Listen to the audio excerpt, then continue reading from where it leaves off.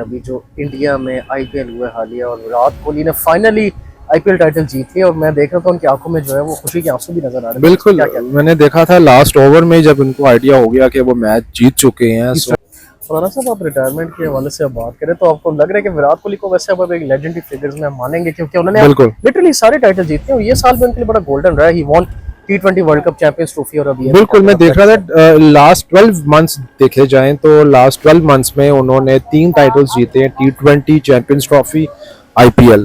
फरहाना साहब, अब Michael Hesson के हवाले से अगर बात करें जी। तो वो काफी ज्यादा आजकल जो है वो काफी बयान भी दे रहे हैं, खुश बिल्कुल। भी नजर आ रहे हैं। उन्होंने 40 प्लेयर्स का टैलेंट पूल भी मंगवाया जिसमें बाबर आजम और सारे प्लेयर्स भी होंगे। तो क्या कहते हैं वो टीम को बड़े लेवल पे बिल्ड करने की यार ख्वाहिशमंद है। यही चीज हम आई थिंक 2 साल से कह रहे थे कि हमें ऐसा कोच चाहिए जो टीम को बिल्ड करे। अब 40 पूल आपने देखा है कि 40 प्लेयर्स का पूल होगा, उसमें से आपके टेस्ट प्लेयर सिलेक्ट होंगे, T20 वनडे की सिलेक्ट होंगे। क्रिकेट में काफी हलचलें चल रही है और अकील भाई हमारे साथ मौजूद है। कैसे शुक्र अल्लाह का, आके आप सुनाए ठीक ठाक है। फरहाना साहब, अब कैसा देखते हैं अभी जो इंडिया में आईपीएल हुआ है हालिया और विराट कोहली ने फाइनली आईपीएल टाइटल जीत लिया और मैं देख रहा था उनकी आंखों में जो है वो खुशी के आंसू भी नजर आ रहे थे। बिल्कुल। क्या कहते हैं? मैंने देखा था लास्ट ओवर में जब उनको आइडिया हो गया कि वो मैच जीत चुके हैं, He started crying. उनके आंखों में आंसू आ गए, खुशी के आंसू आ गए, क्योंकि 18 साल बाद आरसीबी पहला आईपीएल टाइटल जीता है। They were desperate. और डेफिनेटली ये that titles belong to Virat Kohli, definitely no, इसमें कोई डाउट नहीं है। और बहुत अच्छी बात है क्योंकि ये दोनों टीम्स ऐसी थी, पंजाब और आरसीबी, जो आज तक कोई टाइटल नहीं जीती थी।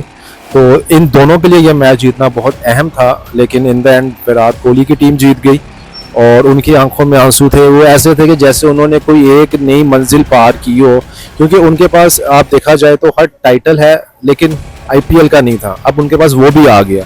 तो डेफिनेटली आएगा उनका कैरियर, अब देखा जाए तो इट्स रियली कंप्लीट, उनके अकॉर्डिंग ये कंप्लीट हो गया हुआ है। और मुझे लग रहा है कि शायद वो बहुत जल्दी अपनी अनाउंसमेंट कर दें टू रिटायरमेंट की। फरहाना साहब, आप रिटायरमेंट के हवाले से अब बात करें तो आपको लग रहा है कि विराट कोहली को वैसे अब एक लेजेंडरी फिगर्स में हम मानेंगे क्योंकि उन्होंने बिल्कुल लिटरली सारे टाइटल जीते हैं और ये साल भी उनके लिए बड़ा गोल्डन रहा है। He won T20 World Cup Champions Trophy और अभी बिल्कुल मैं देख रहा था लास्ट 12 मंथ्स देखे जाएं तो लास्ट 12 मंथ्स में उन्होंने 3 टाइटल्स जीते हैं, T20 चैंपियंस ट्रॉफी, आईपीएल। तो डेफिनेटली मेरे ख्याल से अब जैसे उन्होंने अनाउंस किया है कि टेस्ट से भी वो रिटायर हो गए, T20 से भी रिटायरमेंट ले ली हुई है, तो मेरे ख्याल से अब वनडे का जो वर्ल्ड कप होगा, मेरे ख्याल say that will be the last world cup for him, और शायद मेरे ख्याल से वो तब अपनी अनाउंसमेंट कर देंगे। फरहाना साहब, अब माइकल हैसन के हवाले से अगर बात करें जी। तो वो काफी ज्यादा आजकल जो है वो काफी बयान भी दे रहे हैं, खुश बिल्कुल। भी नजर आ रहे हैं। उन्होंने 40 प्लेयर्स का टैलेंट पूल भी मंगवाया जिसमें बाबर आजम और सारे प्लेयर्स भी होंगे। तो क्या कहते हैं वो टीम को बड़े लेवल पे बिल्ड करने की यार ख्वाहिशमंद है। यही चीज हम आई थिंक 2 साल से कह रहे थे कि हमें ऐसा कोच चाहिए जो टीम को बिल्ड करे। अब 40 पूल आपने देखा है कि 40 प्लेयर्स का पूल होगा, उसमें से आपके टेस्ट प्लेयर सिलेक्ट होंगे, T20 वनडे की सिलेक्ट होंगे। तो ये एक चीज की समझ आती है कि हाँ वाकई में अब पाकिस्तान टीम पे काम हो रहा है। लेकिन पहले ये 2 साल 1.5 साल आपने बिल्कुल काम नहीं किया टीम पे, आपने सिर्फ टीम में बंदे निकालने या रखे हैं, निकालने या रखे हैं, निकालने या रखे हैं। अब देखा जाए तो एक पूल बना है, उसमें से फिर टीम से लोग आएंगे, उसमें से आपकी बेस्ट 15 होगी सिलेक्ट, उसमें से आपकी प्लेइंग 11 सिलेक्ट होगी। तो मेरे ख्याल से अब मुझे नजर आ रहा है कि पाकिस्तान का फ्यूचर जो मेरे ख्याल से अब अच्छा है, और मुझे उम्मीद है कि इसी तरह पाकिस्तान मजीद ऊपर जाएगा, जैसे कि ये इन्होंने T20 जीती है सीरीज। और रामा साहब, आप इस पे अब बात ये भी कर रहे थे कि वही एक खिलाड़ी है जो बाबर आजम के अंडर भी खेल रहे थे और परफॉर्म नहीं कर रहे थे। अब इनको अवाम ने जो है वो सरफखर यार ये चीज इस वक्त पूरे पाकिस्तान में एक बात हो रही है कि यही साइम, यही हारिस रऊफ, यही शादाब, यही 4-5 नाम है जो बाबर की टीम में होते थे और बाबर की टीम हारती थी तो हम इनको ब्लेम करते थे कि वो अपने दोस्ती यारी को ले आए हैं, वो पर्ची को ले आए हैं। लेकिन अब यही लोग जब मैच जीते हैं इनकी वजह से, तो अब वो उनके साथ हो गए हैं, वो कह रहे हैं कि ये तो लेजेंड्स हैं, ये तो पता नहीं बेस्ट प्लेयर्स पाकिस्तान को मिल गए हैं। तो मेरे ख्याल से ये इस बात की बिल्कुल सेंस नहीं बनती। हमने सिर्फ टीम से आपने 3 लोगों को चेंज किया, बाकी टीम देखी जाए 8 के 8, 12 के 12 लोग वही हैं। तो मेरे ख्याल से 3 लोगों को चेंज करके उन पर टोटली ब्लेम डाल के उनको कह दिया कि these were the problem for Pakistan, या जो भी आपने उनको कहा है। लेकिन मेरे ख्याल से ये बिल्कुल सेंस नहीं बनती इसकी, और हमें इस पर बात होनी चाहिए और हमें इस टाइम पे बाबर आजम, रिजवान, शहीन का साथ देना चाहिए, क्योंकि ये वो प्लेयर्स हैं जिन्होंने आपके पिछले 5 साल में इस टीम पे बहुत काम किया और बहुत अच्छी अचीवमेंट्स की हैं अपनी टीम के लिए, पाकिस्तान के लिए इन्होंने। और हम सब ये अब कैसा देखते हैं, जो अब इन प्लेयर्स की बात कर रहे हैं, तो आगा सलमान को जो क़यादत देने का सोचा जा रहा है तीनों फॉर्मेट्स पे, बहुत बड़ा डिजास्टर होगा, क्योंकि आप ये बिल्कुल। कहते हैं कि एट टाइम्स तीनों फॉर्मेट्स में डिफरेंट कैप्टन होने चाहिए। आजकल की क्रिकेट वही डिमांड भी करी, और आगा सलमान को आई थिंक ब्लंडर हो जाएगा तीनों फॉर्मेट में। देखिए यही चीज हमने बाबर के साथ की थी कि उसको तीनों फॉर्मेट का कैप्टन बनाया और वहां से उसका डाउनफॉल शुरू हुआ था।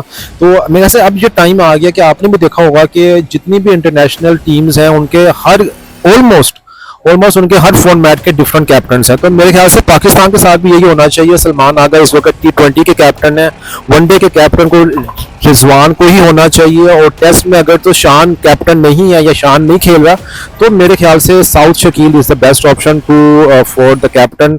और मेरे ख्याल से इसी तरह ही पाकिस्तान टीम ऊपर आएगी, क्योंकि एक बंदे को कैप्टन बना के उस पर बर्डन दे के आपने पिछले टाइम में देखा कुछ फायदा नहीं हुआ, टीम नीचे आई है। तो मेरे ख्याल से अगर आप चाह रहे हो टीम को ऊपर लाओ तो हर फॉर्मेट का डिफरेंट कैप्टन होना चाहिए।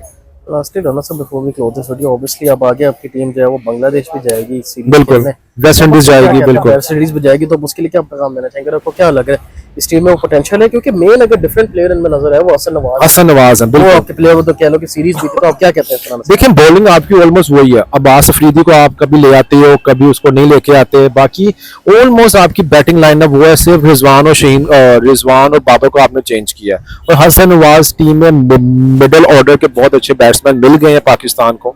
तो मेरे ख्याल से तो ये टीम अच्छी है, और मैं यही चाहूंगा कि इन दो सीरीज के लिए आप अपनी यंग टीम को ही मौका दें। आप अपनी जो यंग टीम जिन्होंने बांग्लादेश के खिलाफ सीरीज जीती है, इन्हीं को मौका दें, यही टीम को वहां लेके जाएं, और मुझे उम्मीद है कि ये टीम परफॉर्मेंस देगी।